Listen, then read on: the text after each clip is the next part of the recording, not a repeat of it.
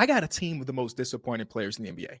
I heard somebody say that we're about at the quarter mark of the NBA season, and it blew my mind because I feel like just yesterday we were starting the season. So we got like a quarter of the NBA sample size about players and teams and stuff. And, I get asked quite a bit like how much sample size you need to kind of understand if a player's jump is real or a team is real. It's about at this point. So I want to talk about some of the guys that have been disappointing. I don't know how we can talk about the NBA right now without mentioning the Lakers, considering how nice they have looked, specifically since LeBron James has been back.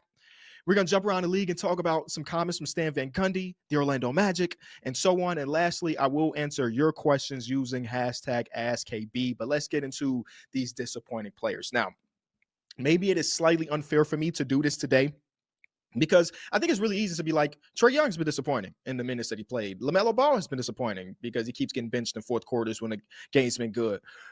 But my disappointing list is different because these are the players that have been disappointing to me, just not overall disappointment, if that makes sense. And in order to be disappointing, that means I had to have some level of expectations for you, right? So just think about that with my own lens. Just think about that as we talking through these players. Just because they have been disappointed don't mean they can't turn it up, or that I'm completely out on these players, because the first guy on the list is a guy I bought all the stock in the first moment I met him before the NBA draft. That is Evan Mobley. I remember just a few weeks ago, before we started the season, I was reading comments from Kenny Atkinson. I was reading comments from NBA ownership that was saying, oh, this is the Evan Mobley year. It's rare. It's just, I don't know. I know teams and players are always going to talk about their players in the highest regard, but I just felt like it felt different the way Kenny was talking about the way they were going to use him in the offense. Ownership was talking about him being a 24 point per game guy, and I bought all of it because I thought that last year's offensive jump was amazing. If progression is not necessarily linear for everybody, but Evan Mobley felt like a guy that it would be linear, and it has not been the case. I've just been underwhelmed with his performances. He hasn't been bad, and I know he's become somewhat of a punching bag, and that kind of happens in the NBA eventually if you don't get better when people expect you to get better. But I've just been underwhelmed by his production, and I thought that this could be a season where he can overtake, in the offensive importance role, at least be higher than Darius Garland on the list. And as we continue to see for the Cleveland Cavaliers, that team don't really go if Darius Garland ain't there. Shout out to Donovan Mitchell for holding it down when he can. But Evan Mobley, top of the list. The rest of this is not in any order, but Evan Mobley had to be number one on my list because I am an Evan Mobley super fan / investor with all the rookie cards I got of him.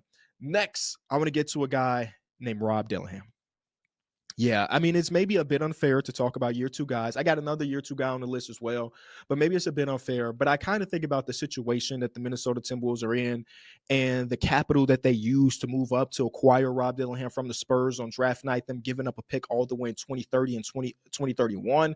And thinking about the Minnesota Timberwolves and how much help they need from the point guard position, for Rob to basically getting close to no PT, it's just sad.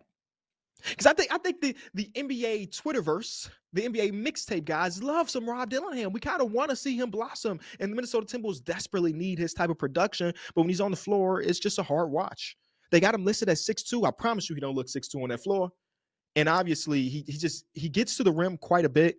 His jump shot is not falling. But the problem is, I think the biggest hole right now in this game, and there's a lot of holes, and he got a lot of time, don't get me wrong, floater range. Floater range, he has not been able to capitalize, and a lot of the smaller guys across basketball really pick apart teams by getting 2 feet into the paint and being able to hit a floater. And I think he's just 0 of 12 on the season, if I read that correctly. Insane. Next guy on the list is a universal one, so I don't want to go too far into this, but Derek White. He had a cool game against the Detroit Pistons a few nights back where you're like, oh, there's Derek White. But it is very interesting to see his shot diet kind of fluctuate between the last couple of years of his career in Boston versus now. And I think Jason Tatum gets a ton of credit for not whether or not Derek White makes or misses shots, but the type of shots that he's generating for a guy like Derek White as a guy that has to initiate his own. We're seeing his 2-point shot diet go up like almost double of what it was last season, where last season it felt like it was found money if you got Derek White into the paint, if he was able to beat his first defender. And now he's just struggling. It's just harder to do when you don't have all of the talent around you. The next guy on the list is the hardest one to put on this list because I'm still all in on this dude, but the sophomore year has not been as good for my guy, Modest Buzelis. Yeah, I was really high on him, and I'm still very high on him, but coming into the season, like, yeah, year two players don't ever really win most improved player, but if anybody was going to do it, It's got to the point where, like, first of all, I just don't know what Billy Donovan's goal is necessarily, because the Bulls aren't winning games and he's not helping develop talent. Then where are we at with this? Where Modest has games where he's playing like 19 minutes, and I'm like, for who? For Patrick? For who? You know what I mean?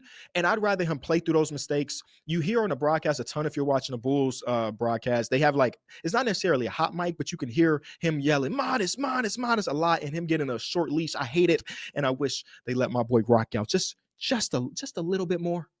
I want to see him be more confident. There's a lot of times in last night's game or 2 nights ago's game versus the Indiana Pacers where he got the ball top of the key and he thought about his next decision. I hate that. I want him to play off instinct. He's talented. Next guy's Bilal Coulibaly. Bilal's only played 10 games so far this season. And I think the toughest thing for me is trying to figure out what he looks like as an offensive player when he's done with his progression. I think he's undoubtedly going to be an impactful defensive player. You're already seeing that right now.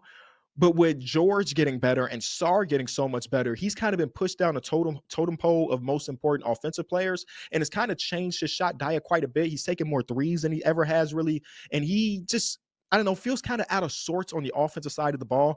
And again, just 10 games this season, so maybe I should give him a little bit more time.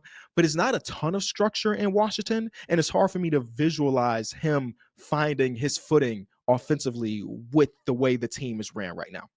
Number 6 guy on the list is my boy Zoo. Big Zoo played like an all-NBA player last season. This year, it just hasn't been the case. His overall counting stats and everything look almost identical if you really look at it. But I think the on-court impact is probably lacking. And if we have time, we'll talk about the Clippers a little bit more, so I'll maybe save some of that for later.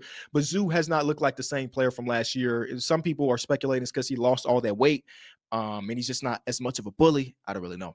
Next guy on the list is Toumani Camara. It's something about him, and I'm going to use Dyson Daniels as well while we're here.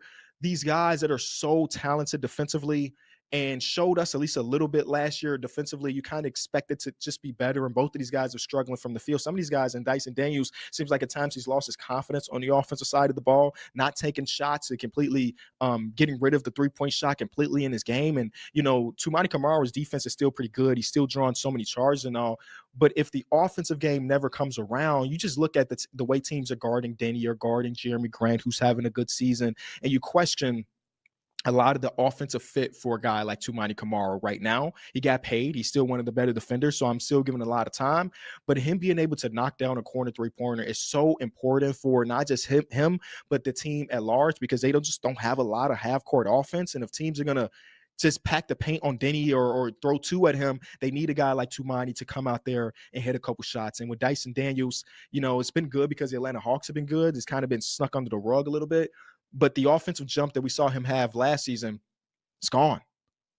It's not that good. It's not good.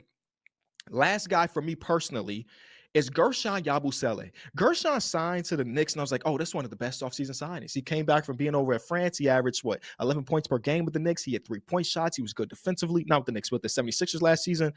And this year, I've read more stories about his weight than his on-ball play. That's kind of crazy. He barely is playing on a team that could use a guy like him, and that's bad because I thought he could really play some small ball five. The last name on the list is not my own personal one. I had 9, and I went onto Twitter. I say, hey, y'all vote down low. Who is a guy that should be on the most disappointing list? And the name I saw more than anybody else is the name Nikola Jovic. Personally, I've never been somebody that looked at Nikola Jovic as like as good as maybe some other people.